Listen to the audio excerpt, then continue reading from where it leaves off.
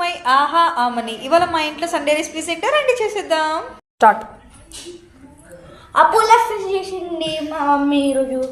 ఇంకా ఇంకా chicken curry, ఇంకా ఫిష్ కాదు నాన్న, ఇది ఫ్రాన్స్ కర్రీ అన్నమాట. ఇది ఫ్రాన్స్ కర్రీ. నేను ఫస్ట్ టైం చేశానండి. చాలా అంటే చాలా బాగా వచ్చిందంట. నాకు తెలియదు, నేను తినను ఇవన్నీ, ఓన్లీ చికెనే. ఇంకా వైట్ రైస్, వైట్ అన్నం అంటండి మావాడు. టేస్ట్ చూసి చెప్పు ఎలా ఉందో ఒకసారి. టేస్ట్ చేయి.